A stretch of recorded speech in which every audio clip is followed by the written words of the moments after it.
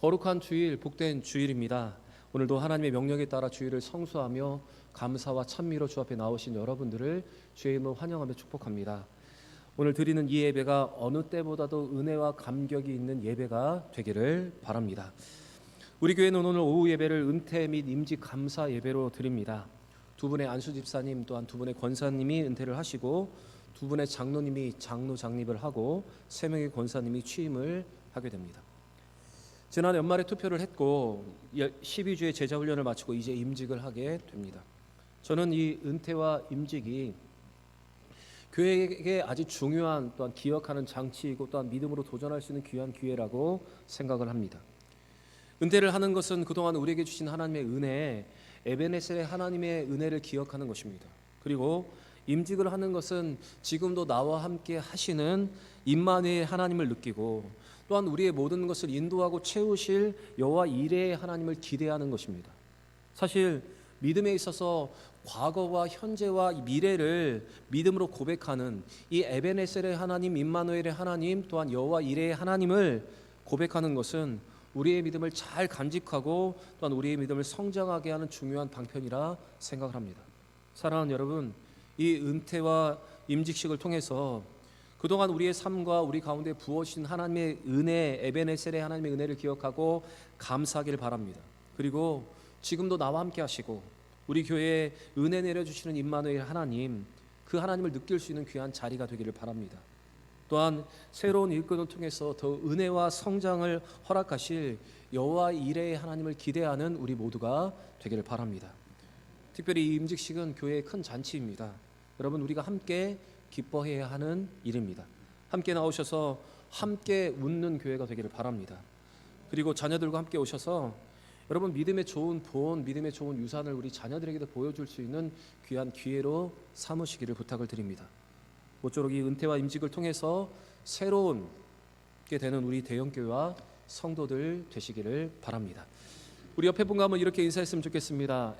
에베네셀의 하나님의 은혜입니다. 인사하겠습니다. 에베네셀 하나님의 은혜입니다. 다시 한번 인사하겠습니다. 하나님이 우리와 함께 하십니다. 인사하겠습니다. 하나님이 우리와 함께 하십니다. 교회의 큰 잔치를 통해서 지나온 은혜를 기억하고 하나님께서 이루실 모든 것을 믿음으로 기대하는 우리 교회, 우리 성도들 되시기를 바랍니다. 하나님은 사울에게 마지막으로 순종할 수 있는 기회를 주셨고 또 회개의 기회를 주셨지만 사울은 온전히 회개하지 않고 여전히 책임 전가와 자기 합리화를 하였습니다. 이런 사울을 하나님은 버리셨습니다.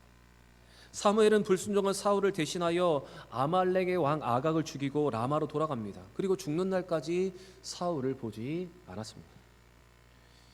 여호와 하나님은 사무엘에게 더 이상 사울을 위하여 슬퍼하지 말고 이새의 아들 중에서 하나에게 기름을 부어 왕으로 세우시라고 명령을 합니다. 그것이 오늘 본문 1절의 기록입니다. 같이 한번 읽어보겠습니다.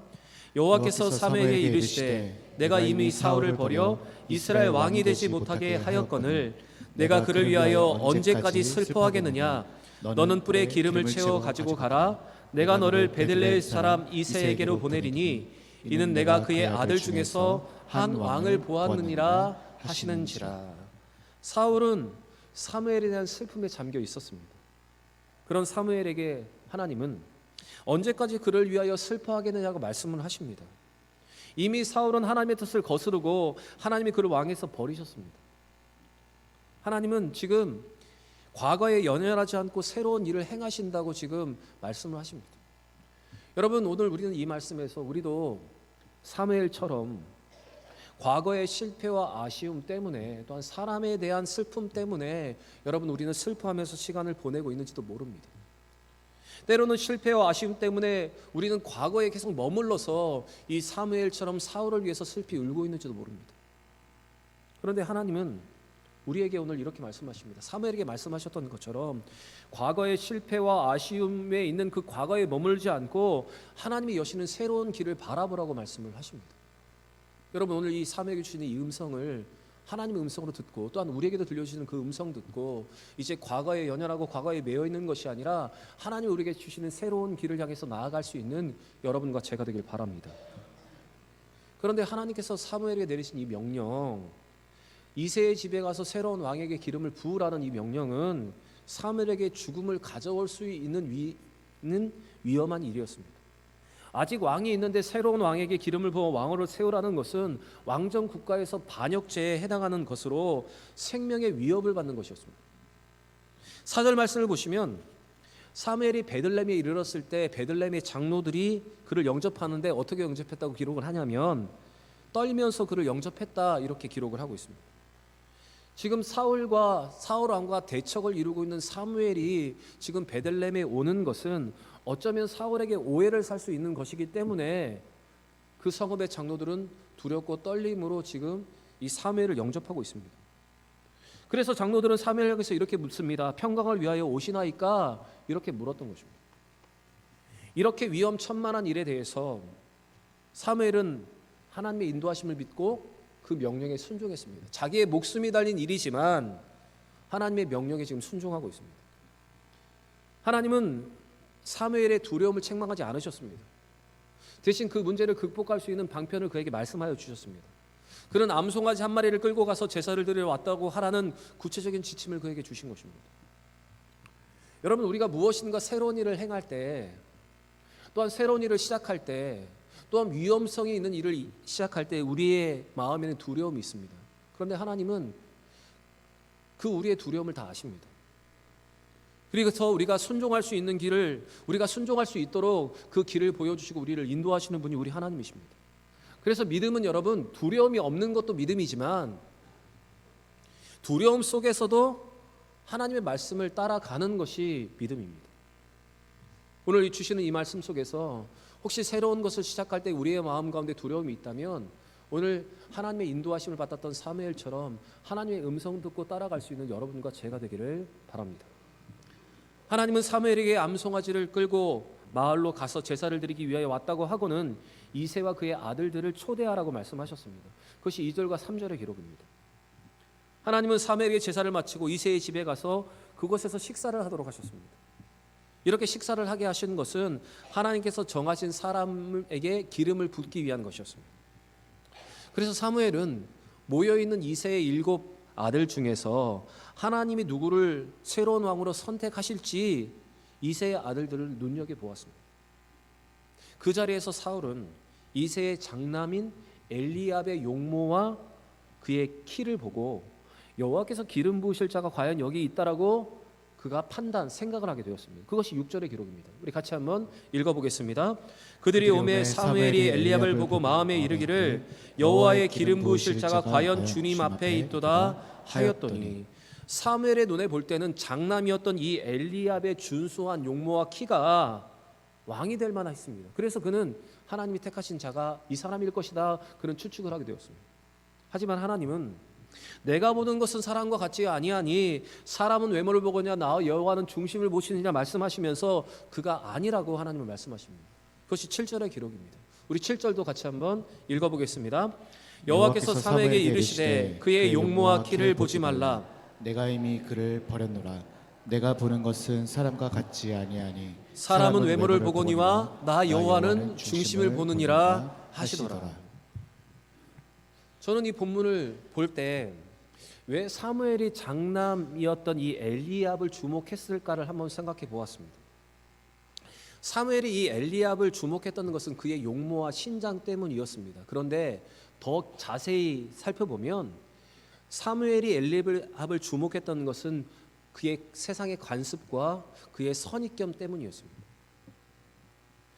사무엘은 새로운 왕이 될 사람을 추정하는데 관습과 선입견을 사용하고 있습니다. 사무엘의 마음에는 왕이 될 사람은 7 아들 가운데 그래도 장남이 되어야 한다는 판단을 했던 것 같습니다. 그러나 하나님은 그의 관습과 선입견이 아니라 마음을 보신다고 말씀을 하십니다. 사실 사울을 왕으로 선택할 때도 사무엘을 포함한 모든 사람들은 그의 건장한 신체 조건을 보았습니다. 왕은 군대의 수장으로 전쟁을 치러야 하는 사람이기 때문에 건강한 신체 조건이 필수였습니다. 그런 선입견이 있었기 때문에 사람들은 사울이 왕이 된 이유를 거기에서 찾았습니다. 사무엘상 9장 2절의 말씀을 보시면 이렇게 기록되어 있습니다. 같이 한번 읽어보겠습니다. 기스의 아들이 있으니 그의 이름은 사울이요 준수한 소년이라. 이스라엘 자손 중에 그보다 더 준수한 자가 없고 키는 모든 백성보다 어깨 위만큼 더 컸더라. 여러분 어깨 위만큼 더 컸다. 그러면 머리 하나가 더 있는 것입니다. 그러면 다른 사람들보다 약 30cm나 40cm 정도가 키가 큰 사람이 바로 이 사울이었습니다. 그렇게 신체 조건을 가졌던 그 사울이 왕이 되었기 때문에 사람들은 사울이 왕이 된 이유를 그의 외모 때문이라고 생각을 했습니다. 그런데 그러한 신체 조건을 가진 사울의 마음이 어떻게 왕의 자질에서 벗어났는지를 하나님은 사무엘에게 보여주셨기 때문에 사무엘이 이제 하나님의 선택의 기준을 기다릴 수밖에 없었습니다. 여러분, 우리도 오늘 이 사무엘처럼 인간의 눈으로 모든 것을 바라보고 사람을 바라보면서 은연중에 학벌이나 건강이나 재능이나 또한 재력을 가진 사람이 하나님 나라의 확장을 위해서 유리하다는 생각을 하기 쉽습니다. 우리가 가진 선입견을 가지고 또한 경험을 가지고 외모로 모든 것을 판단하는 경우가 있습니다. 그러나 여러분, 하나님의 기준은 분명합니다. 하나님은 사람들의 인정, 사람들이 보는 것과 같지 않고 하나님은 그의 중심을 보십니다. 오늘 하나님은 이 새로운 왕을 선택하시는 과정 속에서 하나님이 보시는 것이 어떤 것인가를 우리에게 알려주시고 있고, 또 한 가지는 사람을 세우고 일꾼을 세우고 왕을 세우는 이 모든 것이 하나님의 주권 가운데 세우신다는 것을 우리로 오늘 알게 하십니다. 그래서 우리는 오늘 이 본문을 바라볼 때 하나님께서 왕을 세우시고 일꾼을 세우시는 것은 하나님의 주권 아래서 하나님의 섭리 아래서 세우신다는 사실을 여러분 우리는 인정해야 합니다. 이것은 오늘 새로운 일꾼을 세우는 우리 직분자들에게도 그대로 적용되는 것입니다. 여러분, 우리는 눈에 보이는 것으로 사람들을 판단합니다. 경험과 선입견과 또한 외모를 가지고 판단을 하지만 여러분, 이 모든 것은 하나님의 주권과 섭리 아래서 이루어진 것입니다. 사람이 기준을 정했고 사람이 뽑았고 사람이 판단을 해서 직분자로 섰다고 우리가 생각을 하지만 여러분, 우리는 믿음의 사람이기 때문에 이 모든 과정 속에서 하나님이 역사하셨고 하나님이 섭리하셨고 하나님의 주권이 있다는 사실을 우리는 오늘 인정해야 한다는 것입니다.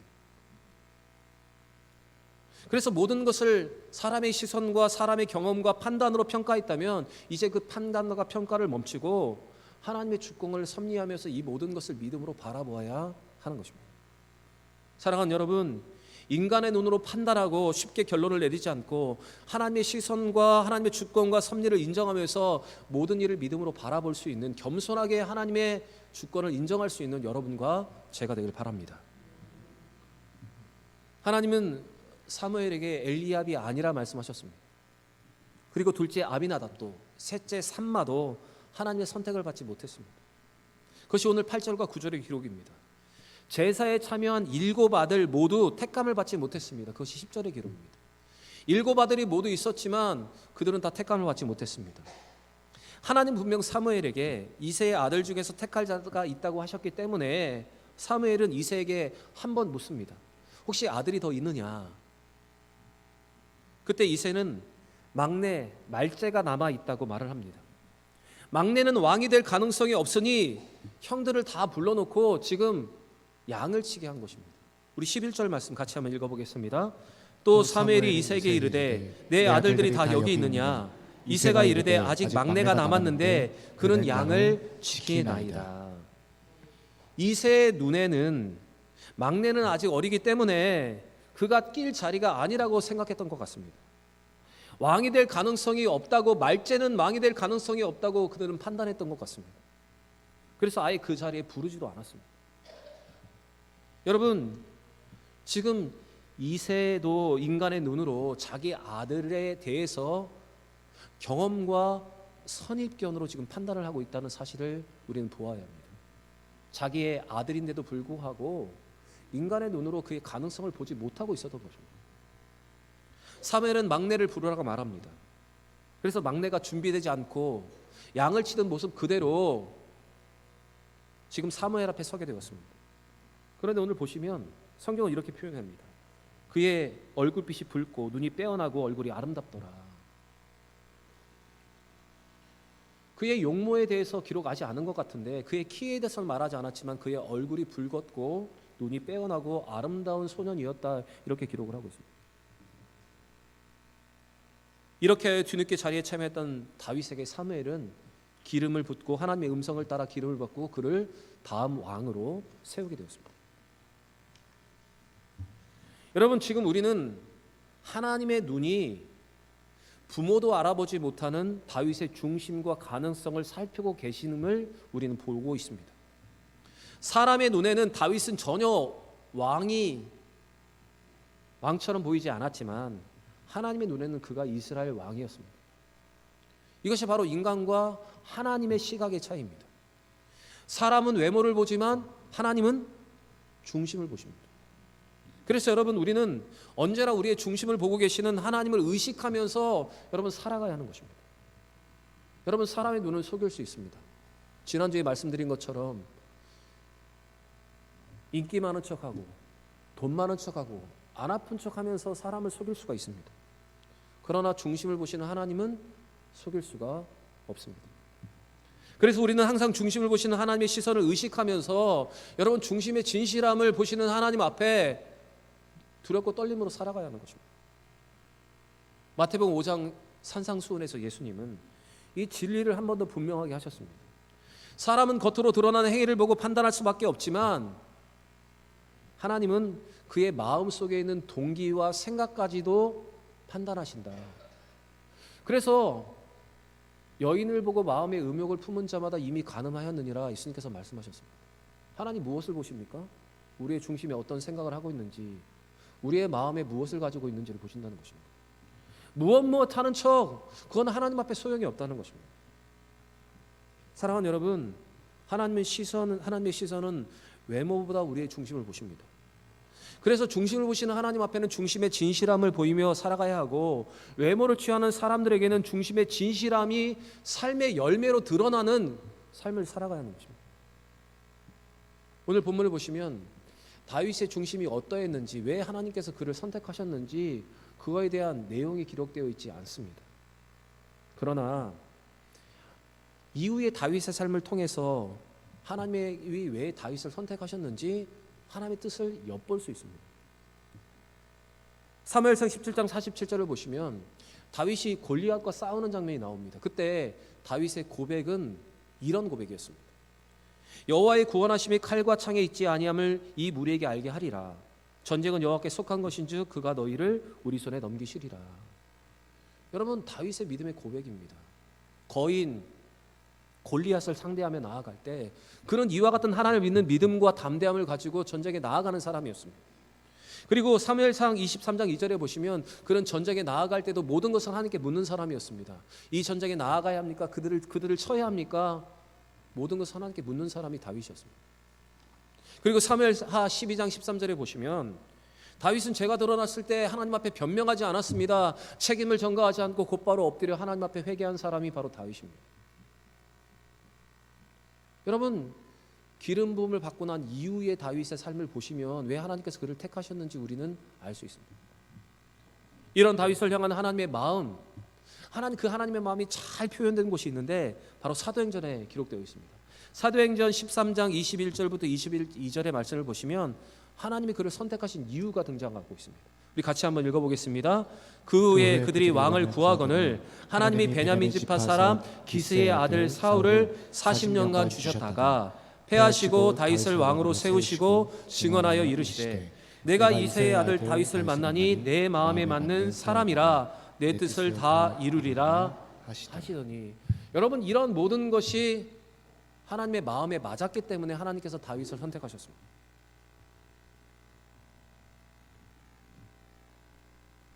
오늘 우리 교회는 5명의 일꾼들을 하나님 앞에 직분자로 세웁니다. 2분의 장로님, 3분의 권사님이 주님 앞에 일꾼으로 섭니다. 우리는 왜 하나님께서 이 5분의 일꾼들을 세우셨는지 그 이유를 다 알 수가 없습니다. 그러나 저는 믿습니다. 다윗의 경우와 같이 직분을 받고 난 이후의 삶이, 그 삶을 통해서 우리가 왜 하나님께서 이 5분의 일꾼을 세우셨는지를 알게 될 것이라 저는 믿습니다. 사랑하는 여러분, 다윗과 같이 하나님의 마음에 맞는 일꾼들 되시기를 바랍니다. 하나님의 마음에 합한 믿음의 성도들 되시기를 바랍니다. 그래서 우리의 인생과 삶을 통해서 하나님의 영광이 드러나고 우리의 삶과 우리의 입술의 열매를 통해서 하나님 나라가 확장되어지는 그런 은혜를 누리는 우리 모두가 되기를 바랍니다. 여러분, 사람들은 다른 사람을 판단할 때 외모와 신체 조건을 먼저 고려하는 것이 자연스러운 것입니다. 왜냐하면 사람은 눈에 안 보이는 것으로 알 수 없기 때문에 눈에 보이는 것에 영향을 받을 수밖에 없습니다. 그러나 우리가 이 사울의 경우에서 알 수 있듯이 외적인 조건이 그 사람의 실체가 아니라는 사실을 우리는 기억해야 합니다.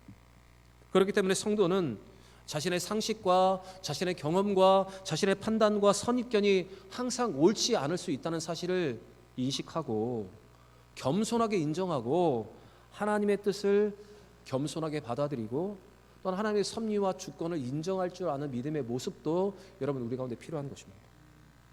오늘 특별히 은퇴와 임직식이 있는 이 주일에 주시는 이 말씀으로 중심을 보시는 하나님께 인정받는 믿음의 일꾼, 그리고 이후의 삶으로 하나님께서 왜 택하셨는지를 알게 하는 일꾼으로 서는 우리 모두가 되기를 바랍니다.